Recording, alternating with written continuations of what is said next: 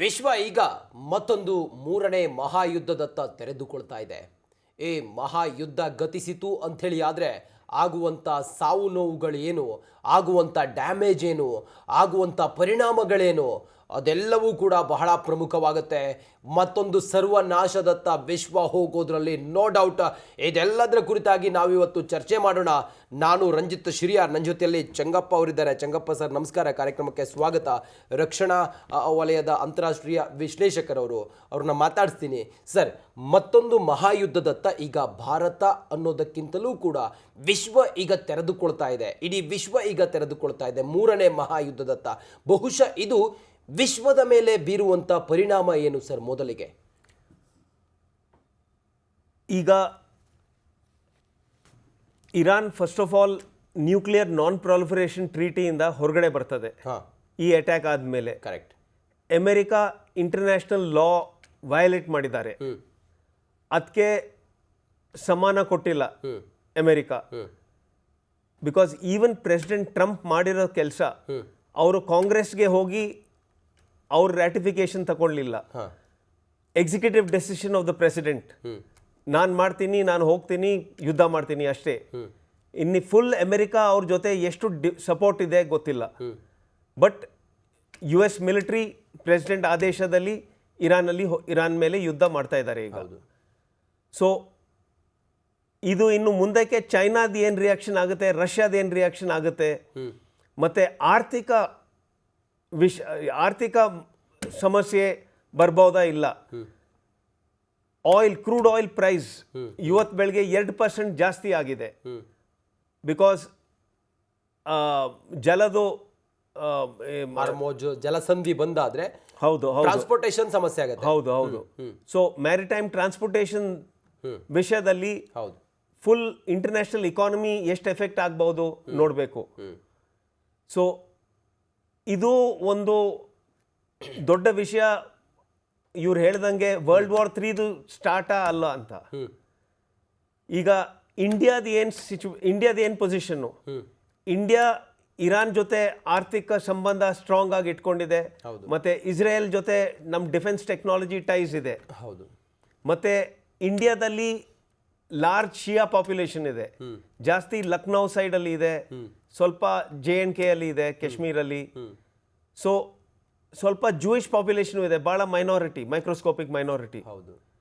So India ಎರಡು side support ಮಾಡಿಬಿಟ್ಟು neutral ಆಗಿದ್ದು ಎಷ್ಟು ಬೇಗ ರಿಸಾಲ್ವ್ ಮಾಡಬೇಕು. ನಮ್ಮ Pradhan Mantri Narendra Modiji already Iranian foreign minister ಜೊತೆ ಡಯಲಾಗ್ ಇನಿಷಿಯೇಟ್ ಮಾಡಿದ್ದಾರೆ. ಇನ್ನು ಮುಂದಕ್ಕೆ ಹೇಗೆ ಹೋಗುತ್ತೆ ನೋಡಬೇಕಾಗಿತ್ತು. ಹೌದು ಸರ್, ಈಗ ಅಮೆರಿಕ ಇಷ್ಟೊಂದು ಪರ್ಸನಲ್ ಇಂಟ್ರೆಸ್ಟ್ ತಗೊಂಡು ಇರಾನ್ನನ್ನು ಸರ್ವನಾಶ ಮಾಡಬೇಕು ಅಂಥೇಳಿ ಇರಾನ್ ನೆಲಕ್ಕೆ ಹೋಗಿ ಅಲ್ಲಿ ಅಮೆರಿಕಾದ ಸೇನಾ ಆಪರೇಷನ್ಗಳಾಗತ್ತೆ ಅಂತ ಹೇಳಿದರೆ, ಅಮೆರಿಕಾದ ಹಿತಾಸಕ್ತಿ ಇರಾನ್ ವಿಚಾರದಲ್ಲಿ ಯಾಕೆ? 4 ದಶಕದ ನಂತರ ಈಗ ಅಮೆರಿಕ ಇರಾನ್ ನೆಲಕ್ಕೆ ಹೋಗಿ ಅಲ್ಲಿ ತಾನು ಅಟ್ಯಾಕ್ ಮಾಡಿದೆ. ಯಾಕೆ ಅಮೆರಿಕಕ್ಕೆ ಇಷ್ಟೊಂದು ಇಂಟ್ರೆಸ್ಟ್? ಯಾಕೆ ಇಸ್ರೇಲ್ ಮತ್ತು ಇರಾನ್ ನಡುವಿನ ಈ ಒಂದು ವಾರ್ನಲ್ಲಿ? ಇರಾನ್ ಇರೋದು ಭಾಳ ನ್ಯಾಚುರಲ್ ರಿಸೋರ್ಸ್ ರಿಚ್ ಇದೆ.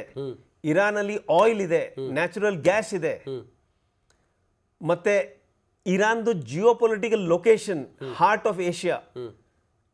ಟರ್ಕಿ ಒಂದು ಸೈಡ್ ಇದೆ, ಯುರೋಪ್ ಒಂದು ಸೈಡ್ ಇದೆ, ಆಫ್ರಿಕಾ ಒಂದು ಸೈಡ್ ಇದೆ. Correct. So Iran is basically heart of Asia.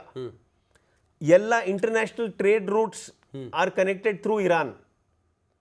So ಅಮೆರಿಕಾಗೆ ಬೇಕಾಗಿರೋದು ಮತ್ತೆ straits of Hormuz, Persian Gulf. ಈಗ ಅಮೆರಿಕದು ನೇವಲ್ ಎಸೆಟ್ಸ್, ವಾರ್ಶಿಪ್ಸು, ಅದೆಲ್ಲ ಕತಾರ್, ಬಾರೇನಲ್ಲಿ ಇರೋದೆಲ್ಲ ಲ್ಯಾಂಡ್ ಲಾಕ್ ಆಗಿಬಿಡ್ತದೆ if the Gulf of ಹೋರ್ಮುಸ್ is close. Correct. Straits of Hormuz. S.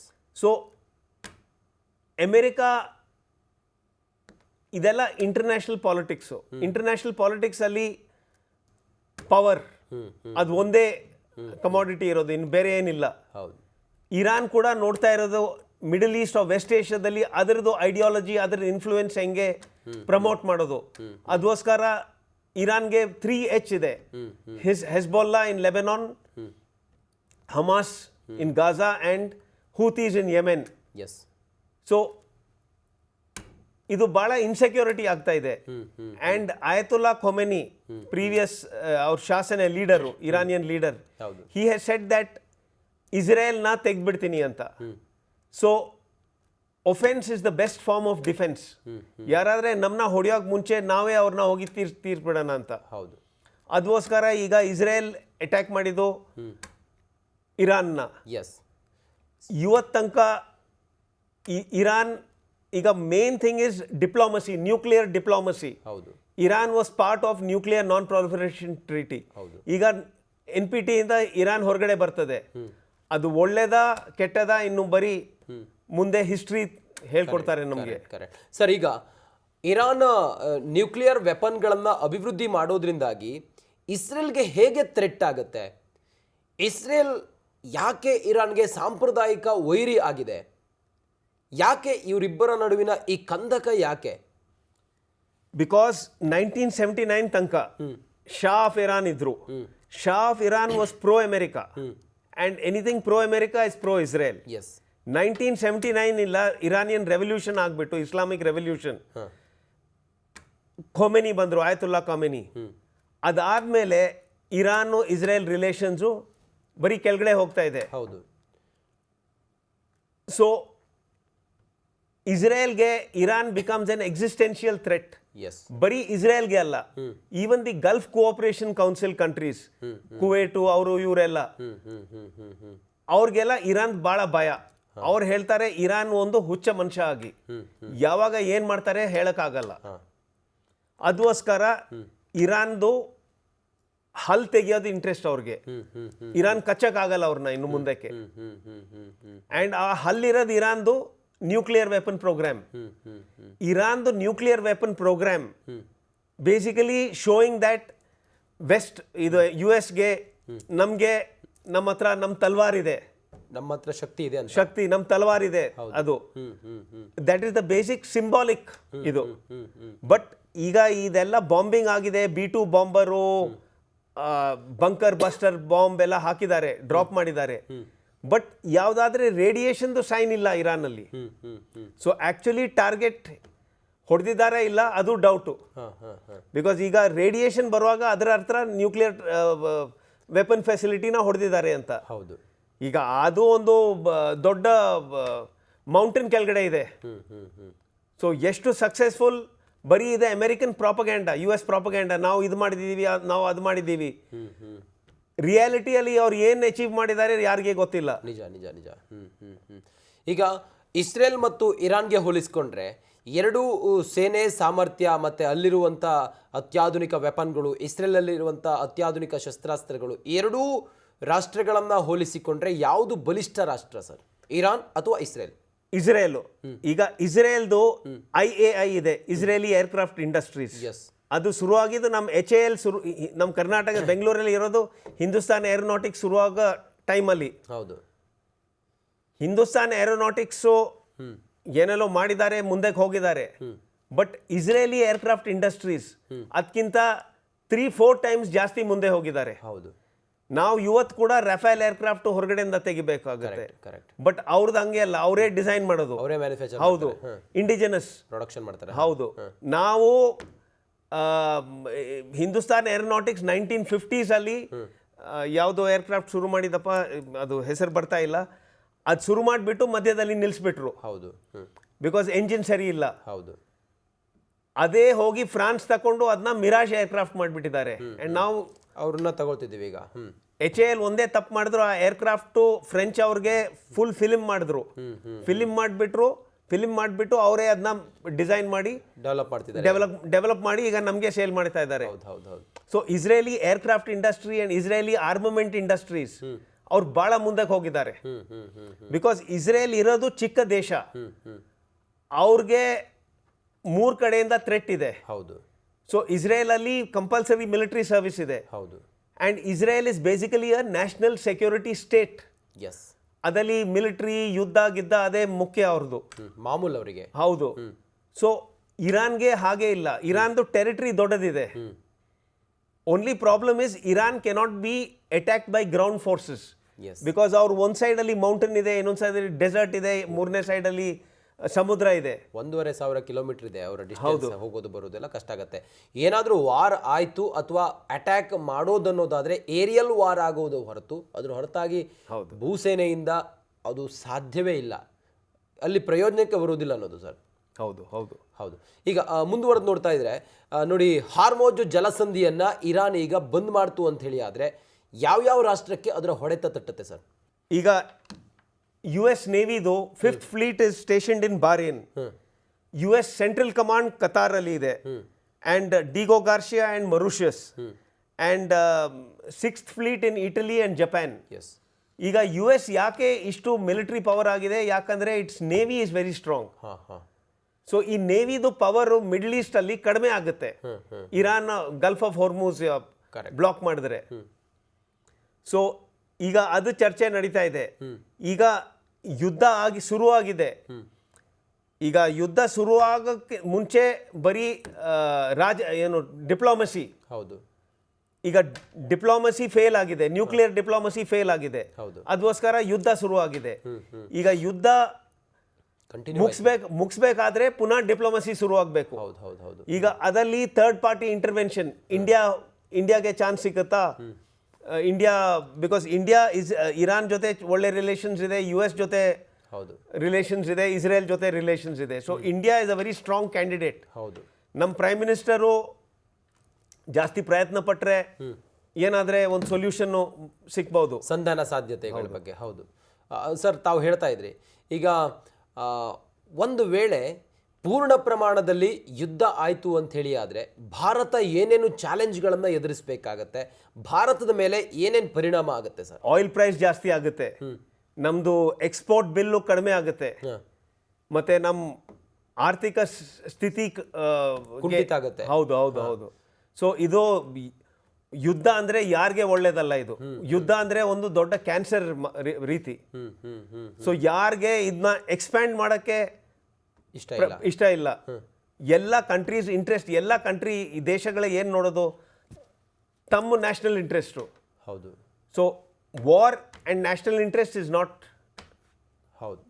Aligned. ಹೌದು ಹೌದು ಹೌದು. ಸೊ ಎಲ್ಲರೂ ಈಗ ಡಿಪ್ಲೊಮ್ಯಾಟಿಕ್ ಆಪ್ಷನ್ ನೋಡ್ತಾರೆ. ಒಂದೋ ಇರೋದು ಡಿಪ್ಲೊಮ್ಯಾಟಿಕ್ ಆಪ್ಷನ್ನು, ಇಲ್ದೋದ್ರೆ ವಾರ್. ಅದೇ ಇನ್ಸ್ಟ್ರೂಮೆಂಟ್ ಆಫ್ ಫಾರಿನ್ ಪಾಲಿಸಿ ಹೇಳೋದು, ನಿಜ. War or diplomacy. So where diplomacy ends war begins. So where war ends diplomacy ಶುರು ಆಗ್ಬೇಕು ಈಗ. ಈಗ ಎಲ್ಲರೂ ಪ್ರಯತ್ನ ಪಡ್ತಾರೆ, ಪಾಕಿಸ್ತಾನ ಪ್ರಯತ್ನ ಪಡ್ತಾರೆ, ಬಿಕಾಸ್ ಪಾಕಿಸ್ತಾನ್ಗೆ ವಾಷಿಂಗ್ಟನ್ ಯು ಎಸ್ ಜೊತೆ ಒಳ್ಳೆ ರಿಲೇಶನ್ಶಿಪ್ ಇದೆ, ಇರಾನ್ ಜೊತೆ ಡಿಫೆನ್ಸ್ ಕೊಲಾಬರೇಷನ್ ಇದೆ, ಅಂಡ್ ಪಾಕಿಸ್ತಾನವು ಸಪೋರ್ಟ್ ಮಾಡಿದೆ. ಈಗ ಇರಾನ್ದ ಏರ್ ಡಿಫೆನ್ಸ್ ಎಲ್ಲ ಪುನಃ ಇಸ್ರೇಲ್ ಡ್ಯಾಮೇಜ್ ಮಾಡಿದ ಮೇಲೆ ಪಾಕಿಸ್ತಾನ್ ಅಸಿಸ್ಟೆನ್ಸ್ ಕೊಟ್ಟು ಆ ಏರ್ ಡಿಫೆನ್ಸ್ ಸಿಸ್ಟಮ್ಸ್ನ ಎಲ್ಲ ರನ್ನಿಂಗ್ ಆ್ಯಂಡ್ ಆಪರೇಷನಲ್ ಮಾಡಿದ್ದಾರೆ. ಕರೆಕ್ಟ್. ಈಗ ಇರಾನ್ ಒಂದು ವೇಳೆ ಯುದ್ಧವನ್ನು ಸಾರ್ತು ಅಂತ ಹೇಳಿ ಆದರೆ, ಇರಾನ್ ಒಂದು ಮುಸ್ಲಿಂ ಕಂಟ್ರಿ, ಇನ್ನುಳಿದಂಥ ಪ್ರಪಂಚದ ಎಲ್ಲ ಮುಸ್ಲಿಂ ಕಂಟ್ರಿಗಳು ಕೂಡ ಇರಾನ್ ಜೊತೆಯಲ್ಲಿ ನಿಲ್ತಾವ?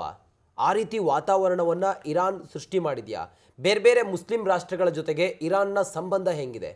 ಈಗ OIC ಇದೆ, ಆರ್ಗನೈಸೇಷನ್ ಆಫ್ ಇಸ್ಲಾಮಿಕ್ ಕಂಟ್ರೀಸ್, ಅದರಲ್ಲಿ 58 ಕಂಟ್ರೀಸ್ ಏನೋ ಇದೆ. ಕರೆಕ್ಟ್. ಬಟ್ ಅದರಲ್ಲಿ ಜಾರ್ಡನ್, ಸೌದಿ ಅರೇಬಿಯಾ, ಹೌದು, ಅಂಡ್ ಬಾರೇನ್ ಅವರೆಲ್ಲ ಬಹಳ ಪ್ರೋ US. ಸೊ ಅವರು ಯಾವುದೇ ಕಾರಣಕ್ಕೂ ಸಹಕಾರ ಮಾಡೋದು, ಬಿಕಾಸ್ ಅವ್ರದ್ದು ಶಿಯಾ, ಇರಾನು ಶಿಯಾ ದೇಶ, and Saudi Arabia Sunni. So ಅವ್ರದ್ದು ಐಡಿಯಾಲಜಿಕಲ್ ಕ್ಲಾಶ್ ಆಗುತ್ತೆ. ಹೌದು. ಅದಕ್ಕೋಸ್ಕರ full OIC countries, organisation of Muslim countries, Iran support ಮಾಡೋಂಗಿಲ್ಲ. ಮತ್ತೆ ಇಂಟರ್ನ್ಯಾಷನಲ್ ಪಾಲಿಟಿಕ್ಸ್ ಅಲ್ಲಿ ಫೈನಲಿ ಎಲ್ಲ ದೇಶಗಳು ಅವ್ರ ನ್ಯಾಷನಲ್ ಇಂಟ್ರೆಸ್ಟ್ ನೋಡ್ತಾರೆ. ಈವನ್ ಚೈನಾ ಇನ್ನು ಇಂಟರ್ಫಿಯರ್ ಆಗಿಲ್ಲ ಮಿಲಿಟರಿಲಿ ಯಾವುದೋ ರೀತಿಯಲ್ಲಿ. ಹೌದು. ರಷ್ಯಾ ಕೂಡ ಇಂಟರ್ಫಿಯರ್ ಆಗಿಲ್ಲ. ಈಗ ಇದು ಬರೀ 2 days old 3 days old US involvement. ಹೌದು. ಸೊ ಈಗ ಮುಂದಕ್ಕೆ ನೋಡಬೇಕು. ಈಗ ಎಲ್ಲರೂ ಪ್ರಯತ್ನ ಪಡ್ತಾರೆ, ಅಮೆರಿಕ, ಜಾರ್ಡನ್, ಎಲ್ಲ ಕಂಟ್ರೀಸು ವಾಷಿಂಗ್ಟನ್ ಮೇಲೆ ಪ್ರೆಷರ್ ಹಾಕ್ತಾರೆ ನಿಲ್ಸಕ್ಕೆ. ವಾಷಿಂಗ್ಟನ್ ಮೇಲೆ ಪ್ರೆಷರ್ ಹಾಕಿದ್ರೆ ಅದರದ್ದು ಎಫೆಕ್ಟ್ ಇಸ್ರೇಲ್ ಮೇಲೂ ಬೀಳ್ತದೆ. ಹೌದು 100%. ಸೊ ಅದು ಬಹುಶಃ ಅಮೆರಿಕದ ಮೇಲೆ ತೀರ್ಮಾನ ಆಗುತ್ತೆ, ಡಿಸೈಡಿಂಗ್ ಅಮೆರಿಕ ಅನ್ನೋದಾಗುತ್ತೆ. ಸರ್, ತಾವು ಹೇಳ್ತಾ ಇದ್ರಿ ಈಗ ಇಸ್ರೇಲ್ ಮತ್ತು ನಮ್ಮ ಭಾರತ ನೋಡಿ, ಭಾರತ ಮೊನ್ನೆ ಆಪರೇಷನ್ ಸಿಂಧೂರ ಮಾಡ್ತು. ನಮ್ಮ ವಾಯುಸೇನೆ ಪಾಕಿಸ್ತಾನದ ಕೆಲವು ನೆಲೆಗಳನ್ನು POKಯ ಕೆಲವು ನೆಲೆಗಳನ್ನು ಧ್ವಂಸ ಮಾಡ್ತು ಅಲ್ಲಿರುವಂಥ ಉಗ್ರಗಾಮಿಗಳನ್ನು ನಾವು ಹೊಡೆದು ಹಾಕಿದ್ವಿ. ಇಲ್ಲೂ ಕೂಡ ಹಾಗೆ ಇಸ್ರೇಲ್ ಇರಾನ್ನ ಕೆಲವು ಪರಮಾಣು ಸ್ಥಾವರಗಳನ್ನು ಧ್ವಂಸ ಮಾಡ್ತು, ಅಲ್ಲಿಯೂ ಕೂಡ ಡ್ಯಾಮೇಜ್ ಆಯಿತು. ಭಾರತದ ಸಿಂಧೂರ ಆಪರೇಷನ್ಗೂ ಇಸ್ರೇಲ್ ಇರಾನ್ನ ಮೇಲೆ ಮಾಡಿದಂಥ ಏರಿಯಲ್ ವಾರ್ಗೂ ಏನಿದ್ರಲ್ಲಿ ಸಾಮ್ಯತೆ ಏನಿತ್ತು? ಅವರ ಸ್ಟ್ರಾಟರ್ಜಿ ಮತ್ತು ನಮ್ಮ ಸ್ಟ್ರಾಟರ್ಜಿ ಹೇಗೆ ಇದು ಹೊಂದಾಣಿಕೆ ಅಥವಾ ವಿರುದ್ಧವಾಗಿತ್ತು ಸರ್? Okay, thank you. ಈಗ ವಾಯು ಶಕ್ತಿ, ಈಗ ಯುದ್ಧದಲ್ಲಿ ಮೇನ್ ಕಾಂಪೊನೆಂಟ್ ವಾಯು ಶಕ್ತಿ ಇರೋದು, ಏರಿಯಲ್ ಪವರ್. ಡಿಸ್ಟೆನ್ಸ್ ದೂರ ಇದೆ, ಹಾಗಾಗಿ ಏನಿದ್ರು ಏರಿಯಲ್ ವಾರೇ ಆಗಬೇಕು. ಹೌದು. ಈಗ ಆಪರೇಷನ್ ಸಿಂಧೂರಲ್ಲಿ Indian air force on the political direction of the cabinet committee on security CCS ಹೋಗಿ ಅವ್ರಿಗೆ ಹೇಳಿದ್ದು ಬರೀ ಟೆರರಿಸ್ಟ್ ಟಾರ್ಗೆಟ್ನ ಹೋಗಿ ಹೊಡಿಬೇಕು. ಬಟ್ ಬರೀ ಟೆರರಿಸ್ಟ್ ಟಾರ್ಗೆಟ್ನ ಹೊಡೆಯೋದು ಕಷ್ಟ ಇದೆ. ಯಾಕಂದ್ರೆ ಏರಿಯಲ್ ವಾರ್ಫೇರ್ ಅಲ್ಲಿ concept of SEAD, suppression of enemy air defences, first SEAD ಮಾಡಿ ಅವ್ರದ್ದು ರೇಡಾರು, ಅವರು ಏರ್ ಡಿಫೆನ್ಸ್ ವೆಪನ್ರಿ ಅದನ್ನೆಲ್ಲ ನ್ಯೂಟ್ರಲೈಸ್ ಮಾಡಿ ಮತ್ತೆ ಟೆರರಿಸ್ಟ್ ಟಾರ್ಗೆಟ್ ಹೊಡಿಬೇಕಿತ್ತು. ಈಗ ಇಸ್ರೇಲ್ ಏನ್ ಮಾಡಿದ್ದಾರೆ, IAF Israeli air force first ಹೋಗಿ SEAD ಮಾಡಿದ್ದಾರೆ, suppression of enemy air defences. ಇರಾನ್ದು ರೇಡಾರ್ಸು, ಏರ್ ಡಿಫೆನ್ಸ್ ನೋಡ್ಸ್ನ ಅದೆಲ್ಲ ನ್ಯೂಟ್ರಲೈಸ್ ಮಾಡಿಬಿಟ್ಟು ಥ್ರೂ ಇಂಟರ್ನಲ್ ಸ್ಯಾಬೊಟಾಜ್ ಅವ್ರನ್ನ ಹಿಡ್ಕೊಂಡು ಅದನ್ನ ಡ್ಯಾಮೇಜ್ ಮಾಡಿ they got air superiority, dominance of the air. ಅದೇ main difference. India was not, Indian military or Indian air force was not given a free hand. There was lot of political constraint. ನೀವು ಬರೀ terrorist ಟಾರ್ಗೆಟ್ನ ಹೊಡಿಬೇಕು. ಮತ್ತೆ ಇನ್ನೊಂದು ಏನಂದ್ರೆ, Indian air force mobilised after 7 days. Pahalgam terror attack ಆದ್ಮೇಲೆ 7 ದಿವಸ. ಆ 7 ದಿವಸದಲ್ಲಿ ಟೆರರಿಸ್ಟ್ಗಳೆಲ್ಲ ಬೇರೆ ಕಡೆ ಡಿಸ್ಪರ್ಸ್ ಆಗಿಬಿಟ್ಟಿದ್ದಾರೆ. When you mobilise air force R air power, it does not take more than 6 hours or 2 hours. After all ಬರೀ ಏರ್ಕ್ರಾಫ್ಟು ಟೇಕ್ ಆಫ್ ಮಾಡಬೇಕಷ್ಟೇ. ಇನ್ನು ಏರ್ಕ್ರಾಫ್ಟ್ ಇಲ್ಲಿ ಪಾಯಿಂಟ್ A ಇಂದ ಟೇಕ್ ಆಫ್ ಮಾಡ್ತಾರೆ, ಪಾಯಿಂಟ್ B ಇಂದ ಟೇಕ್ ಆಫ್ ಮಾಡಿದ್ರೆ ಅದೇನು ವ್ಯತ್ಯಾಸ ಇಲ್ಲ. ಟಾರ್ಗೆಟ್ ಹತ್ರ ಹೋಗಿ ಟೇಕ್ ಆಫ್ ಮಾಡಬೇಕು, ಬರೀ ಏರ್ಕ್ರಾಫ್ಟ್ ಆರ್ಮ್ ಮಾಡಿಬಿಟ್ಟು ಹೋಗ್ಬೇಕಷ್ಟೇ. ನಾವು 7 ದಿವಸ ತಗೊಂಡಿದ್ದಂದ್ರೆ ಬಹಳ ಲೇಟ್ ಆಯಿತು. It should be immediate response. And air power is all about speed and flexibility. ಅದು ನಾವು ಕಾಂಪ್ರಮೈಸ್ ಮಾಡಿದ್ದೀವಿ. ಆ ಸಮಯ ಸಂದರ್ಭಕ್ಕೆ ಅದು ನೀವು ಹೇಳ್ದಂಗೆ ಕ್ಷಿಪ್ರ ಕಾರ್ಯಾಚರಣೆ ಆಗಿದ್ದಿದ್ರೆ ಅಥವಾ ಎಮರ್ಜೆನ್ಸಿ ಅಟ್ಯಾಕ್ ಆಯಿತು ಅಂಥೇಳಿ ಆಗಿದ್ದಿದ್ರೆ ಇನ್ನೂ ಹೆಚ್ಚು ಭಯೋತ್ಪಾದಕರು, ಟೆರರಿಸ್ಟ್ಗಳು ಹತರಾಗ್ತಿದ್ರು ಅಂತ ತಮ್ಗನ್ಸುತ್ತಾ sir? Better results, better kill score. ನಾವು ಭಾಳ ಟೈಮ್ ಕೊಟ್ಟಿದ್ದೀವಿ ಎನಿಮಿಗೆ, ಸರ್ಪ್ರೈಸ್ ಹೋಗ್ಬಿಡ್ತು. ಈಗ ಮಾಡರ್ನ್ ವಾರ್ಫೇರ್ ಅಲ್ಲಿ, ಎನಿ ವಾರ್ಫೇರ್ ಅಲ್ಲಿ surprise is a main component. ಆ ಸರ್ಪ್ರೈಸ್ ನ ಕಿಲ್ ಮಾಡಿದ್ವಿ. They were expecting us to attack, so they would have taken counter measures. ನಮಗೆ ತುಂಬ ಪೂರಕವಾಗಿತ್ತು ಅಂತ ಅಂದರೆ, ನಮಗೆ ಅಲ್ಲಿ ಅವ್ರ ಮೇಲೆ ದಾಳಿ ಮಾಡೋದಕ್ಕೆ ಡಿಸ್ಟೆನ್ಸ್ ಜಾಸ್ತಿ ಇರಲಿಲ್ಲ. ಆನಂತರ ಈಗ 1,500-2,000 ಗಡಿಯನ್ನು ಏನೀಗ ದೂರದಲ್ಲೇ ಇಸ್ರೇಲ್ ಮತ್ತು ಇರಾನ್ ಇದೆ, ಆ ರೀತಿ ವಾತಾವರಣ ಇರಲಿಲ್ಲ. ನಮಗೆ ಈಸಿ ಆಗಿತ್ತು ಅವ್ರನ್ನ ಕಿಲ್ ಮಾಡೋದಕ್ಕೆ ಅನ್ನೋದಲ್ವಾ? ಹೌದು. Yes sir. ಮುಂದುವರೆದು ನೋಡಿ, ಅಮೆರಿಕ ಮೊನ್ನೆ B2 ಬಾಂಬರನ್ನು ಪ್ರಯೋಗ ಮಾಡ್ತು ಇರಾನ್ನ ಮೇಲೆ. ಆ B2 ಬಾಂಬರ್ ಶಕ್ತಿ ಸಾಮರ್ಥ್ಯ ಏನು ಸರ್? ಅದರ ಪವರ್ ಏನು? B2 ಬಾಂಬರ್ ಬೇಸಿಕಲಿ ಅದಕ್ಕೆ 1100 hours ಫ್ಲೈಯಿಂಗ್ ಟೈಮ್ ಇದೆ. ಹೌದು. ಸೊ ಅಕಾರ್ಡಿಂಗ್ಲಿ ಅದರ ಫ್ಯೂಯಲು, ಆಯಿಲು ಎಲ್ಲ ಇದೆ.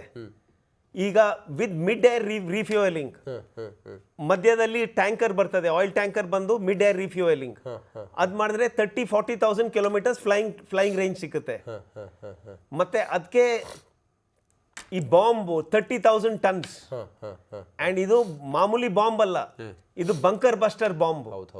ಅಂದ್ರೆ it goes under the ground, ನೆಲದ ಒಳಗಡೆ. ಹೌದು. ಸೆಕೆಂಡ್ ವರ್ಲ್ಡ್ ವಾರ್ ಅಲ್ಲಿ ಡ್ಯಾಮ್ ಬಸ್ಟರ್ಸ್ ಅಂತ ಇದ್ರು. ಆ bomb British air force, royal air force bomb ಮಾಡುವಾಗ ಅದು ಡ್ಯಾಮ್ ಕೆಳಗಡೆ ಹೋಗಿ ಆ ಡ್ಯಾಮ್ನ ವಾಲ್ನ ಬ್ರೇಕ್ ಮಾಡೋದು, ಡ್ಯಾಮೇಜ್ ಮಾಡೋದು. ಅದೇ ರೀತಿ ಇದು bunker buster bomb. It is a special type of ordnance. So 30,000 tons per aircraft weight ಇದೆ, ಅಷ್ಟು ವೆಯ್ಟ್. ಅಂಡ್ ಈ B2 ಬಾಂಬರ್ ಅಂದ್ರೆ ಸ್ಟೆಲ್ತ್ ಬಾಂಬರ್. ಸ್ಟೆಲ್ತ್ ಬಾಂಬರ್ ಅಂದ್ರೆ they cannot be shot down easily. ಯಾಕಂದ್ರೆ ಅದ್ರ ಶೇಪೇ ನೋಡುವಾಗ ಆ ರೇಡಾರು ಅದನ್ನ ಪಿಕಪ್ ಮಾಡಕ್ಕೆ ಟೈಮ್ ಆಗುತ್ತೆ. ಅದಕ್ಕೆ ಹೇಳೋದು low RCS, radar cross section. ಅದ್ರ ರೇಡಾರ್ದೆಲ್ಲ ರಿಫ್ಲೆಕ್ಟ್ ಆಗುತ್ತೆ, ಬೌನ್ಸ್ ಆಗುತ್ತೆ, ಅದನ್ನ ಹಿಡಿಯೋಕ್ಕಾಗಲ್ಲ.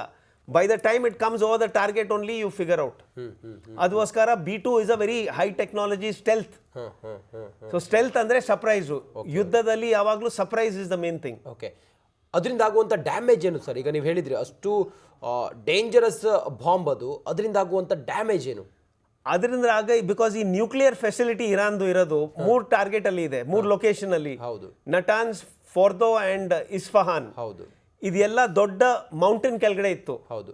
ಸೊ ಆ ಟಾರ್ಗೆಟ್ ಡೈರೆಕ್ಟ್ಲಿ ಅಟ್ಯಾಕ್ ಮಾಡಕ್ ಆಗಲ್ಲ. ಸೊ ಅದು ಕೆಳಗಡೆ ಅಂಡರ್ ಗ್ರೌಂಡ್ ಹೋಗಿ ಮತ್ತೆ ಎಕ್ಸ್ಪ್ಲೋರ್ಡ್ ಆಗಬೇಕು. So it's a delayed action armament, very high technology. ಬರೀ ಅಮೆರಿಕ ಹತ್ರ ಇರೋದು ಕಾಣ್ತದೆ, ಇನ್ನು ರಷ್ಯಾ ಹತ್ರ ಇದೆಯಾ ಇಲ್ಲ ಗೊತ್ತಿಲ್ಲ. But as of now America has advertised its capability. Okay, ಈಗ ಚೀನಾ ಮತ್ತು ರಷ್ಯಾ ನೇರವಾಗಿ ಇರಾನ್ ಜೊತೆಗೆ ನಿಲ್ತು ಅಂಥೇಳಿ ಆದರೆ ಅವರ ಬಲ ಎಷ್ಟು ಜಾಸ್ತಿ ಆಗುತ್ತೆ, ಅಥವಾ ಇರಾನ್ ಬಲ ಎಷ್ಟು ಸ್ಟ್ರಾಂಗ್ ಆಗುತ್ತೆ ಸರ್? ಇದಕ್ಕೆ ನೀವು ಹೇಳ್ತಾ ಇರೋದು ಕಲೆಕ್ಟಿವ್ ಸೆಕ್ಯೂರಿಟಿ. ಈಗ ಬರೀ ಅಮೆರಿಕ ಅಲ್ಲಿ ನಿಂತಿದೆ, ರಷ್ಯಾ ಚೈನಾ ಸೇರಿದ್ರೆ ಅಮೆರಿಕಾಗೆ ಬ್ಯಾಲೆನ್ಸ್ ಆಗುತ್ತೆ. ಈಗ ಏನಾಗಿದೆ, America is the sole super power. ಹೌದು. ಈಗ ರಷ್ಯನ್ ಪವರ್ ಚೈನೀಸ್ ಪವರ್ ಸೇರಿದ್ರೆ ಅದು ವ್ಯತ್ಯಾಸ ಆಗುತ್ತಾ ಇಲ್ಲ ಅಂತ. 100%. But China is very smart. ಚೈನಾಕ್ಕೆ doesn't want to get involved in war. Yes. China knows ಬರೀ ನಮ್ಮ ಇಕಾನಮಿ ಇಂಪಾರ್ಟೆಂಟು, ಎಸ್. ಸೆಕ್ಯೂರಿಟಿ ಅಷ್ಟು ಬಿಟ್ಬಿಡಿ, ಸುಮ್ಮನೆ ಅದರೊಳಗೆ ಹಾಕಿದ್ರೆ ನಮ್ಮ ಇಕಾನಮಿ ನಮಗೇನೆ ಇದಾಗುತ್ತೆ, ರಿಫ್ಲೆಕ್ಟ್ ಆಗುತ್ತೆ ಅಂತ. ಹೌದು. ಹಾಗಾಗಿ ಬ್ಯಾಲೆನ್ಸ್ ಮಾಡುತ್ತೆ ಅನ್ನೋದು. Yes, thank you so much sir. ಇಷ್ಟೊತ್ತು ನಮ್ಮ ಜೊತೆಲಿ ಇದ್ದು ಹಲವಾರು ವಿಚಾರಗಳನ್ನು ತಿಳಿಸ್ಕೊಟ್ರಿ. ನೋಡಿ, ಒಂದು ವೇಳೆ ವರ್ಲ್ಡ್ ವಾರ್ 3 ಆಯಿತು ಅಂಥೇಳಿ ಆದರೆ ಅದು ಪ್ರಪಂಚದ ಮೇಲೆ ಬೀರುವಂಥ ಪರಿಣಾಮಗಳೇನು, ಈ ಹೊತ್ತಿಗೆ ಎಂಥ ಪರಿಸ್ಥಿತಿ ಇದೆ, ಚಿತ್ರಣ ಹೇಗಿದೆ, ನಮ್ಮಲ್ಲಿರುವಂಥ ವೆಪನ್ಗಳು, ಇಸ್ರೇಲ್, ಅಮೇರಿಕಾ, ಈ ಎಲ್ಲ ರಾಷ್ಟ್ರಗಳು ಹೇಗೆ ಮುಗಿಬಿದ್ದು ಡೆಮಾಲಿಷ್ ಮಾಡ್ಬೋದು ಅನ್ನೋದ್ರ ಬಗ್ಗೆ, ಭಾರತದ ಪಾತ್ರ ಏನು ಅನ್ನೋದ್ರ ಬಗ್ಗೆ ಎಲ್ಲ ಸವಿಸ್ತಾರವಾಗಿ ಚಂಗಪ್ಪ ಸರ್ ಹೇಳಿದರು. ಥ್ಯಾಂಕ್ ಯು ಸೋ ಮಚ್ ರಿಪಬ್ಲಿಕನ್ನ ಜೊತೆ ತಾವು ಇಷ್ಟೊತ್ತು ಇದ್ದಕ್ಕೆ. ಇದು ಈ ಹೊತ್ತಿನ ವಿಶೇಷ ಕಾರ್ಯಕ್ರಮ. ನೋಡ್ತಾ ಇರಿ ರಿಪಬ್ಲಿಕ್ ಕನ್ನಡ, ಇದು ನಿಮ್ಮ ಧ್ವನಿ.